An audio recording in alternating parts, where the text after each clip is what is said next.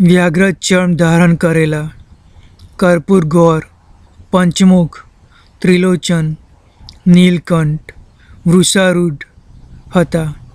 એમની ડોક પર ફણધર અને મુંડમાલા હતી અને હાથમાં ડમરું હતા.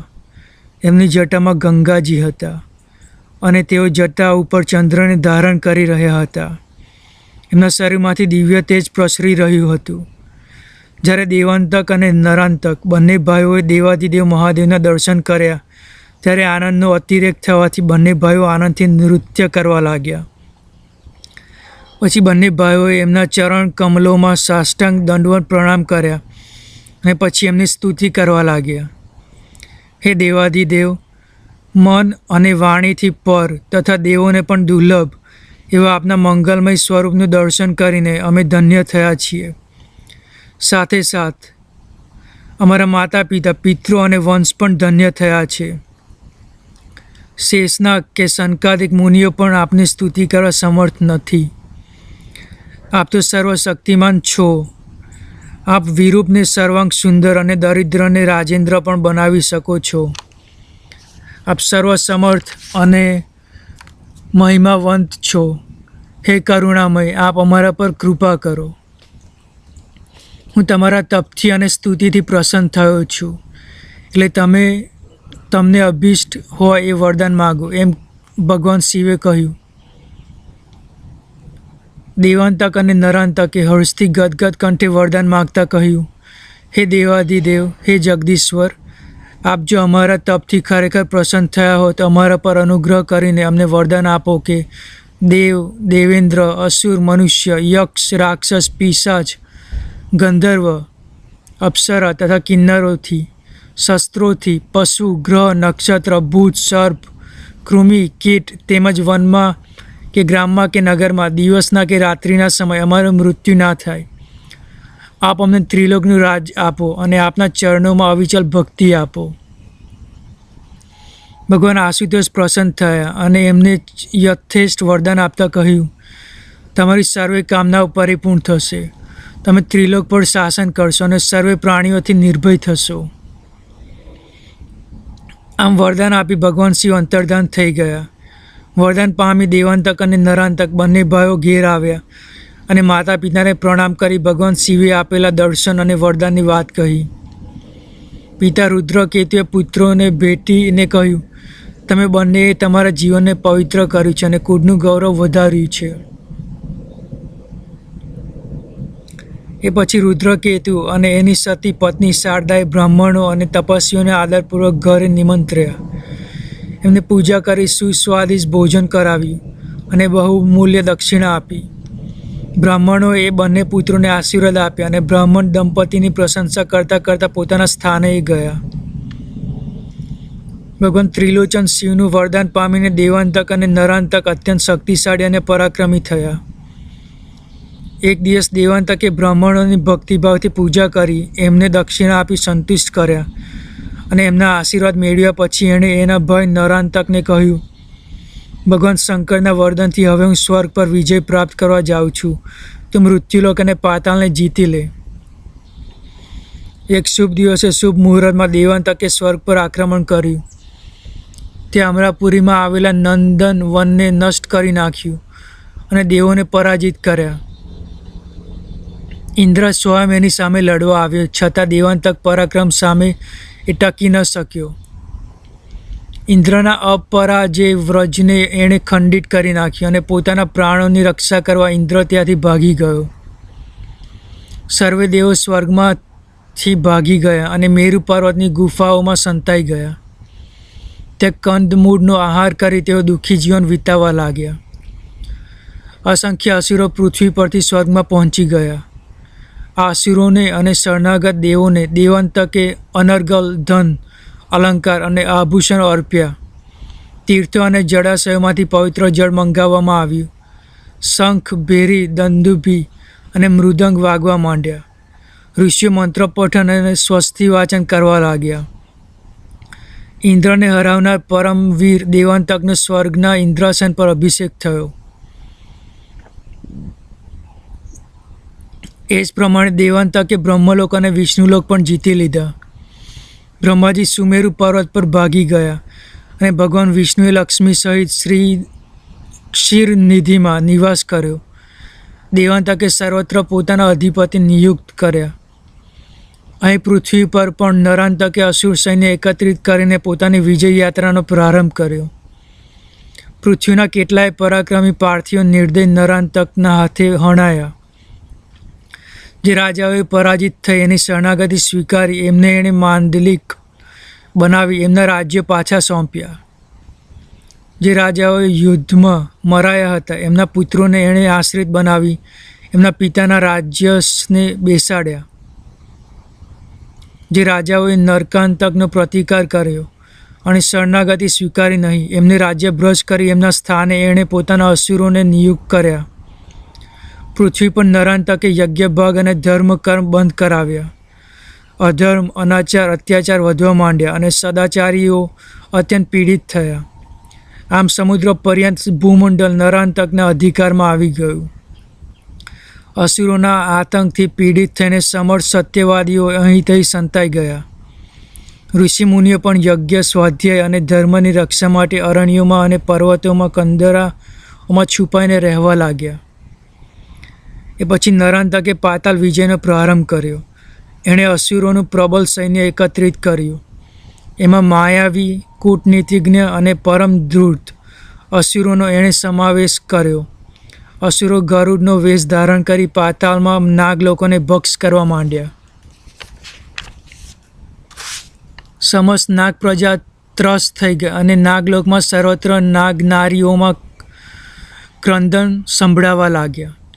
આથી વિવશ થઈ ને નાગજાતિએ નરાંતકની પરાધીનતા સ્વીકારી. સહસ્ર ફેણધારી સ્વયં શેષનાગ નરાંતકને શરણે ગયા અને પ્રત્યેક વર્ષે કર આપવાનું કબૂલ નાગલોકની રક્ષા કરી. નરાંતકે એક પરમવીર અને કૂટનીતિજ્ઞ દૈત્યને પાતાળનો અધિપતિ બનાવ્યો. એણે ઘોષણા કરી કે નરાંતકના શાસનમાં સમસ્ત નાગ પ્રજા શાંતિથી રહે. જો કોઈ પ્રજાજન નિયમોનું ઉલ્લંઘન કરી રાજ્યજ્ઞાનો ભંગ કરશે તો સમસ્ત નાગ જાતિ દંડિત થશે. આમ ભૂમંડળમાં અને પાતાળમાં નરાંતકનું શાસક વ્યાપક બન્યું છે એવો વૃત્તાંત સાંભળી દેવાંતક અત્યંત પ્રસન્ન અને પુલકિત થયો. પોતાનો ભાઈ દેવાંતક સ્વર્ગનો અધિપતિ બન્યો છે એ સમાચારથી નરાંતક પણ અત્યંત આનંદમાં આવી ગયો. આમ બંને ભાઈઓ ત્રિલોકનું નિષ્કંટક રાજ્ય ભોગવવા લાગ્યા. દેવાંતક સ્વર્ગની દુર્લભ અને અમૂલ્ય વસ્તુઓ ઉપહારના રૂપમાં પૃથ્વી પર પોતાના ભાઈને પાઠવવા માંડ્યો. એ જ પ્રમાણે નરાંતક પણ પૃથ્વી અને પાતાળની સર્વોત્તમ સામગ્રીઓ પોતાના ભાઈ દેવાંતકને સ્વર્ગમાં મોકલવા માંડ્યો. આમ બંને ભાઈઓ ત્રિલોકની સર્વોત્તમ ઉપભોગની વસ્તુઓ ભોગવવા માંડ્યા અને અનર્ગલ લક્ષ્મી એકત્ર કરવા માંડ્યા. એમનું એક છત્ર સામ્રાજ્ય ત્રિલોકમાં સર્વવ્યાપક બન્યું. દૈવ, અસુર, માનવ અને નાગ લોકોએ એમના સર્વભૌમત્વનો સ્વીકાર કર્યો. સદાચારી તપસ્વીઓ, ઋષિમુનિઓ અને દેવો ગિરિકંદરાઓમાં છુપાઈને કષ્ટમય જીવન વ્યતીત કરવા માંડ્યા. દેવાંતક અને નરાંતકના આતંક અને અત્યાચારથી સૌ પીડા પામવા લાગ્યા.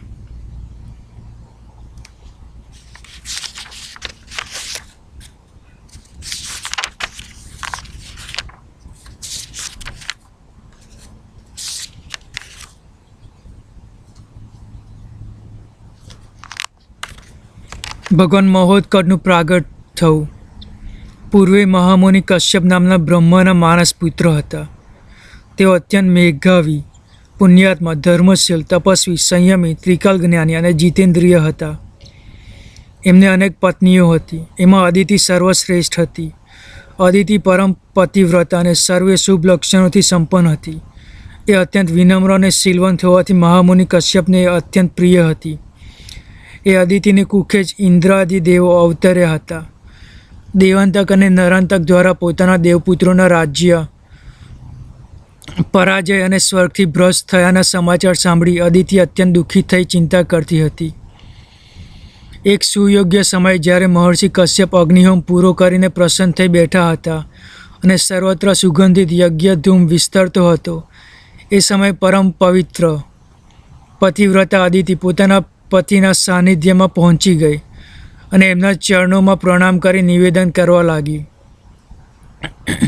હે સ્વામી, આ સંસારમાં સાધ્વી સ્ત્રીઓ માટે પતિ સિવાય અન્ય કોઈ ગતિ નથી. એટલે હું એક નમ્ર નિવેદન કરવા માગું છું. જો આપ આજ્ઞા આપો તો આપની સમક્ષે પ્રસ્તુત કરું. અત્યંત સ્નેહમયી પ્રાર્થના સાંભળીને મહામુનિ કશ્યપ કરુણાળ થઈ ગયા અને કહેવા લાગ્યા, કલ્યાણી, તમારા અંતરમાં જે કંઈ હોય તે નિસંકોચ પ્રગટ કરો. અદિતિએ અત્યંત કોમલ સ્વરમાં પોતાના પતિને પ્રાર્થના કરી, હે મહામુનિ, આપની કૃપાથી હું ઇન્દ્રાદિ દેવગણોને પુત્ર રૂપે પામી છું, પરંતુ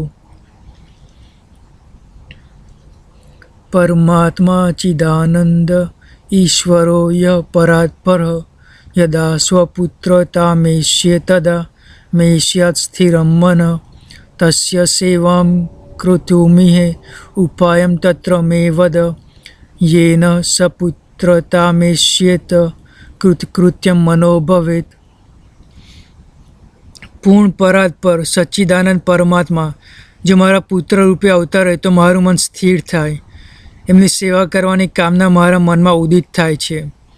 તો એ પ્રભુ કેમ કરીને મારા પુત્ર રૂપે અવતારી મને કૃતકૃત્ય કરે, એના ઉપાય આપ મને કૃપા કરીને કહો. લજ્જા સહિત અદિતિ આકાંક્ષાથી મહર્ષિ કશ્યપ તરફ નિરખી રહી. પોતાની પતિવ્રતા પત્નીની સર્વોત્તમ કામનાથી પ્રસન્ન થઈ મહામુનિ કશ્યપ બોલ્યા, પ્રિય, જે પરાત્પર પ્રભુ બ્રહ્માદિ દેવતાઓને અને શ્રુતિઓ માટે પણ અગોચર, નિર્ગુણ, નિરહંકાર, નિષ્કામ, નિર્વિકલ્પ અને માયાતીત છે, તેઓ કરુણામય પણ છે. પરંતુ હે પ્રિય, તેઓ ઉગ્ર તપશ્ચર્યા કર્યા વગર કેવી રીતે અવતાર ધારણ કરે? અદિતિએ આનંદ અને ઉલ્લાસથી પૂછ્યું, હે દેવ, એ પવિત્રતમ અનુષ્ઠાન હું કેવી રીતે કરું? એનું વિધિ વિધાન શું છે? હું કયા દેવનું ધ્યાન ધરું અને કયા મંત્રનો જપ કરું?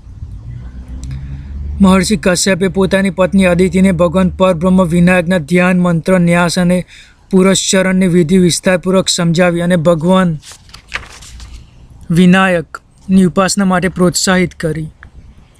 દેવાત્મા અદિતિ અત્યંત પ્રસન્ન થયા. એમણે એમના પતિ પરમ પવિત્ર મહર્ષિ કશ્યપના ચરણોમાં પ્રણામ કર્યા અને આદર અને શ્રદ્ધા સહિત એમને પૂજા કરી. પછી એમની આજ્ઞા પ્રાપ્ત કરીને પછી તેમણે તપશ્ચર્યા કરવા અરણ્યમાં પ્રસ્થાન કર્યું. દેવમાતા અદિતિ અરણ્યમાં એક અત્યંત શાંત અને એકાંત પ્રાંતમાં પહોંચ્યા. ત્યાં એમણે પવિત્ર જલમાં સ્નાન કરીને શુદ્ધ વલ્કલ ધારણ કર્યા. પછી પવિત્ર આસન પર બેસીને ચિત્તને એકાગ્ર કરી ઇન્દ્રિયોનો નિરોધ કર્યો. પછી વિધિ સહિત ન્યાસ કરીને દેવાધિદેવ વિનાયકનું તેઓ ધ્યાન કરવા માંડ્યા અને અત્યંત આસ્થાથી એમના મંત્રોનો જપવા માંડ્યા. જેમ જેમ દિવસો જવા માંડ્યા તેમ તેમ ભગવતી અદિતિ ભગવાન વિનાયકના ધ્યાનમાં અને જપમાં તન્મય થવા લાગ્યા. આ ઉગ્ર તપસ્યા દરમિયાન ભગવતી અદિતિ નિર્હાર રહી કેવલ વાયુના આધાર પર જ પોતાના દેહને ધારણ કરી રહ્યા. એમના પવિત્ર તપનો પ્રભાવ સર્વત્ર ફેલાવા માંડ્યો. એ અરણ્યમાં સંપૂર્ણ સાત્વિકતા પ્રસરી ગઈ અને ત્યાં રહેનારા પ્રાણીઓ પણ સ્વાભાવિક વૈરભાવ ત્યાગીને પરસ્પરનો પ્રેમ અને કરુણા કરવા લાગ્યા. દેવ પણ વિચારવા લાગ્યા, સમજ પડતી નથી માતા અદિતિ આવી ઉગ્ર તપશ્ચર્યા દ્વારા શું ઈચ્છે છે. આમ આવી ઉગ્ર તપશ્ચર્યામાં માતા અદિતિના 100 વર્ષ પૂર્ણ થઈ ગયા. ભગવતી અદિતિની પરબ્રહ્મ ગણેશમાં અનન્ય આસ્થા અને ઉગ્ર તપશ્ચર્યાના ફળ રૂપે ભગવાન ગણેશ પ્રગટ થયા. તેજોરાશિ પુરસ્તસ્ય સૂર્યકોટિ સમપ્રભ ગજાનનો દશભુજ કુંડલાભ્યામ વિરાજિત કામાતિ સુંદરતનુ સિદ્ધિબુદ્ધિ સમાયુત મુક્તમાલા ચ પરશુમ બિભ્રદો મેઘપુષ્પજમ કાંચનમ કટિસૂત્રમ ચ તિલકમ મૃગનાભિજમ ઉરગમ નાભિદેશે તુ દિવ્યાંબર વિરાજિતમ. તેઓ કરોડો સૂર્યની પ્રભા કરતાં પણ પરમ તેજસ્વી હતા. તેઓ 10 ભુજાઓ ધારણ કરતા હતા અને એમના કાનમાં અનુપમ કુંડલો શોભી રહ્યા હતા. ભગવાન ગજાનનનું શરીર કામદેવ કરતાં પણ અત્યંત સુંદર હતું અને એમની બંને પત્નીઓ સિદ્ધિ અને બુદ્ધિ એમની સાથે હતી. એમના મંગલમય કંઠમાં મોતીની માળા શોભી રહી હતી અને તેઓ પરશુ અને પદ્મને ધારણ કરી રહ્યા હતા. એમના કટી પ્રદેશ પર સુવર્ણનું કટીસૂત્ર અને લલાટમાં કસ્તુરીનું તિલક શોભી રહ્યું હતું.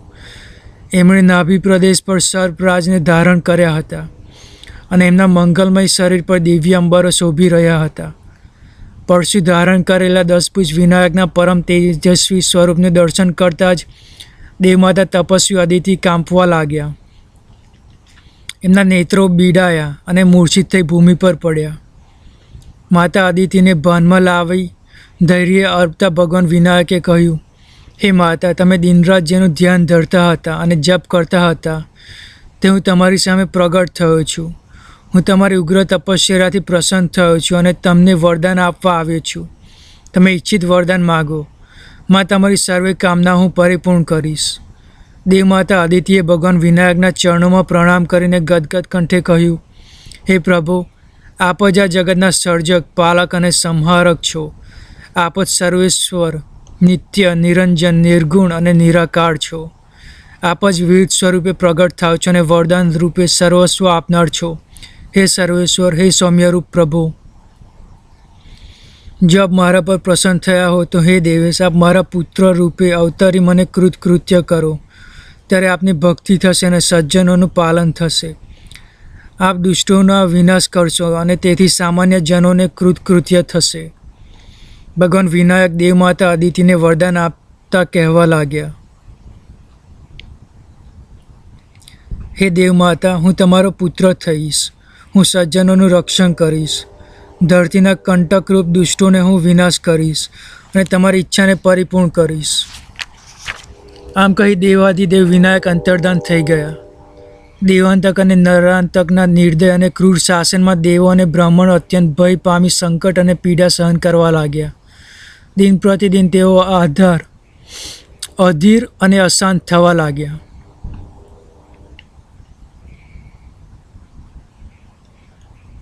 દુષ્ટ અસુરોના અત્યાચારથી અને પાપના ભારથી પીડિત ધરતી પિતામાં બ્રહ્મા પાસે પહોંચી અને બંને હાથ જોડી આંસુ ભીની આંખે ભગવાન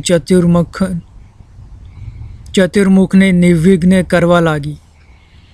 સહસ્રાક્ષ ઇન્દ્ર સહિત સર્વે દેવ સમૂહ અને ઋષિગણો આત્મરક્ષા માટે ગિરિકંદરાઓમાં છુપાયા છે. તેઓ ભયભીત થયા છે અને વિવિધ યંત્રણાઓ ભોગવી રહ્યા છે.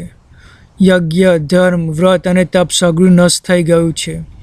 મારા માટે દાનવોના પાપોનો ભાર અસહ્ય થયો છે. એટલે હે પિતામહ, હું પૃથ્વી આપના શરણે આવી છું.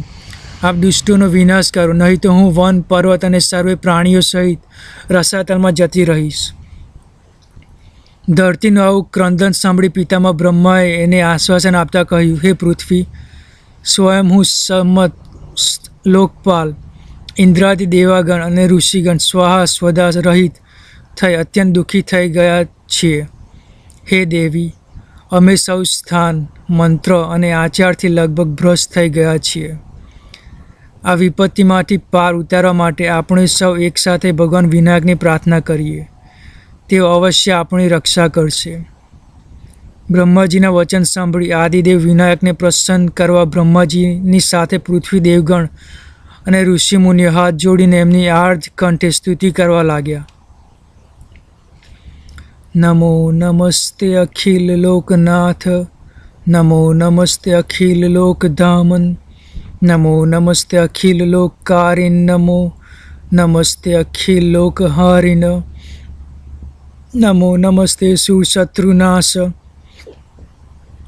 નમો નમસ્તે હદભક્તપાશ, નમો નમસ્તે નિજભક્ત પોષ, નમો નમસ્તે લઘુભક્તિતોષ, નિરાકૃતે નિત્ય નિરસ્તમાય, પરાત્પર બ્રહ્મમય સ્વરૂપ, ક્ષરાક્ષરાતીત ગુણૈ વિહીન, દીનાનુકંપિન ભગવન નમસ્તે.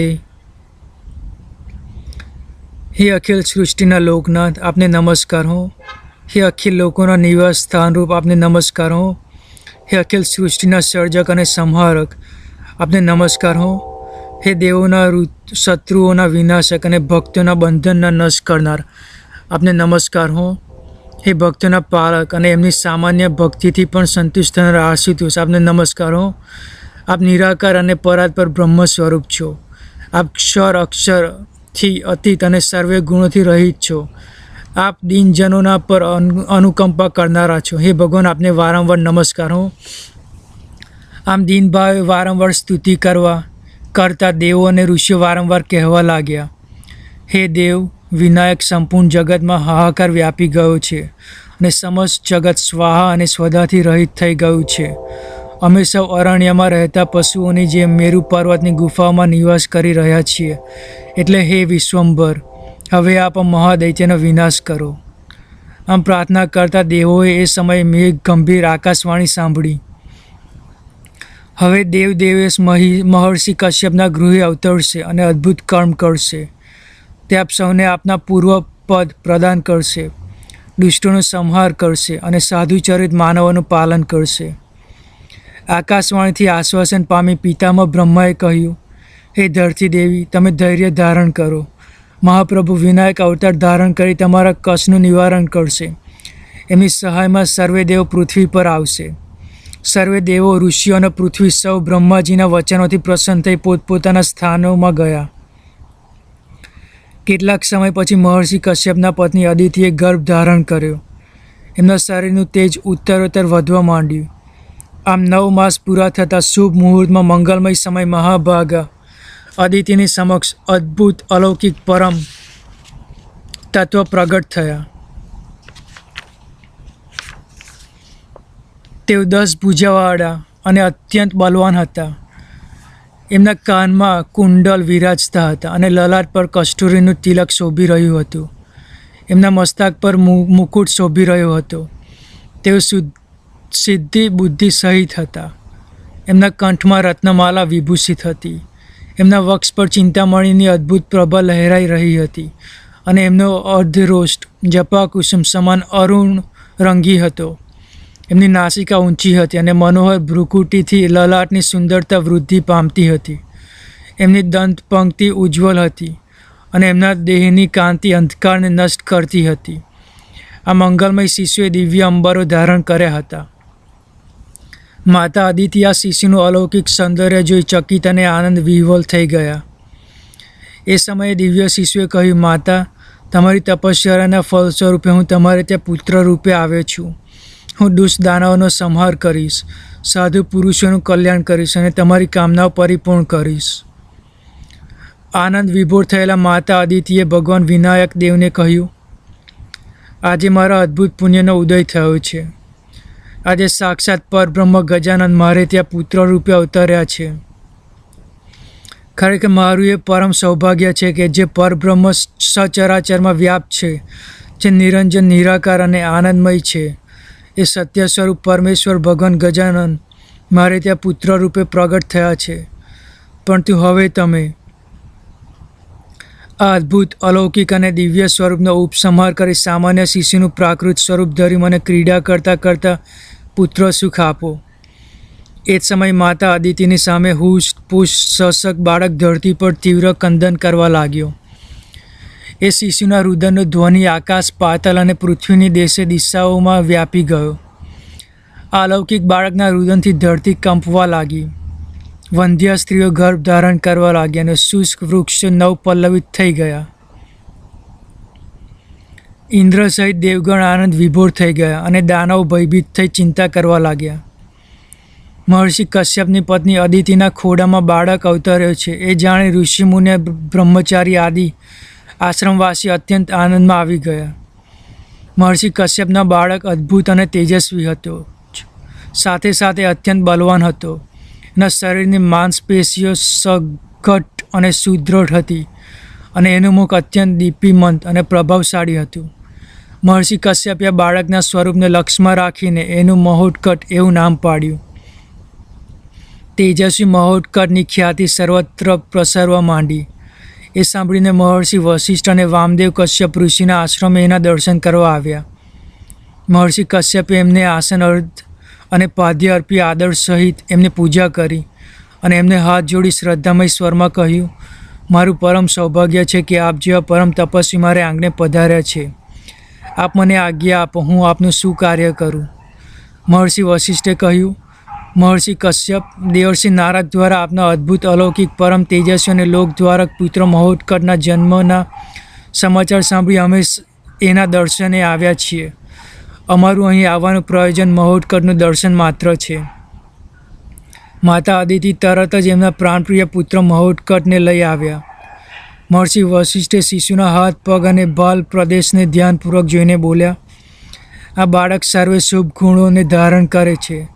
આ મહોત્કટ જગતના કલ્યાણ માટે ભયાનક કર્મ કરશે. આ પરમ તેજસ્વી અને બળ પૌરુષ સંપન્ન પરાક્રમી બાળકના રૂપમાં પરબ્રહ્મ ભગવાન વિનાયક જ અવતર્યા છે. આ બાળકને જીવનમાં અવારનવાર આપત્તિઓનો સામનો કરવો પડશે, પરંતુ એને નુકસાન કર્યા વગર શાંત થઈ જશે. મહર્ષિ કશ્યપ, તમે સૌ આ તેજસ્વી બાળકની પરમ સાવધાનીથી રક્ષા કરજો. એ પછી મહર્ષિ વશિષ્ઠે કશ્યપ પુત્ર મહોત્કટના ચરણ કમલોની પૂજા કરી અને સ્તુતિ કરતાં કહ્યું, હે દેવ, અસુરોના અત્યાચારથી ત્રિલોક પીડિત છે, એટલે આપ દાનવોનો સંહાર કરો, સાધુઓનું રક્ષણ કરો અને ભૂમિનો ભાર ઉતારો. એ પછી વશિષ્ઠ અને વામદેવ ઋષિઓએ ભગવાન મહોત્કટને વારંવાર પ્રણામ કર્યા અને પછી તેઓ પોતપોતાના આશ્રમે જવા વિદાય થયા. મહર્ષિ વશિષ્ઠ અને વામદેવના આગમનથી અને ભાવિનો સંકેત કરતા એમના વચનો સાંભળીને મહર્ષિ કશ્યપના આશ્રમની આજુબાજુ રહેનારા ઋષિઓને અને ઋષિ પત્નીઓને દ્રઢ વિશ્વાસ થઈ ગયો કે માતા અદિતિની કુખે ચરાચર નાયક આદિદેવ વિનાયકનો અવતાર થયો છે અને તેઓ મહોત્કટ રૂપે બાળલીલા કરી રહ્યા છે. તેઓ જ અનિતિ અને અધર્મ આચરનારા અસુરોનો સંહાર કરશે. તેઓ જ પરમ પરાક્રમથી અસુરોના ક્રૂર અને નિર્દય શાસનનો નાશ કરશે. એમના દ્વારા જ ત્રિલોકમાં સુખ શાંતિ અને ધર્મની પુનઃસ્થાપના થશે. એમની રક્ષા નીચે જ ઋષિમુનિઓ એમના આશ્રમોમાં ધર્મ, કર્મ, જપ અને તપ કરશે. ફરીથી આ ધરતી વેદોના ધ્વનિથી ગુંજી ઉઠશે. યજ્ઞો નિર્વિઘ્ને થવા માંડશે. એમની ધૂમ્ર શેરોથી આકાશ ઘેરાઈ જશે અને સર્વત્ર પાવન ઔષધિઓની સુગંધ ફેલાશે. આર્ય સંસ્કૃતિ પરમ ઉજ્જવલ રૂપે પરબ્રહ્મ મહોત્કટના પરાક્રમથી જ પ્રકાશી ઉઠશે.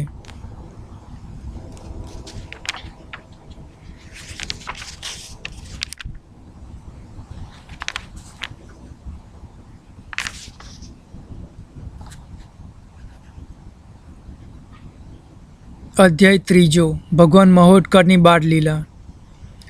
પરબ્રહ્મ મહોત્કટના પરાક્રમની કીર્તિ સર્વત્ર ફેલવા માંડી.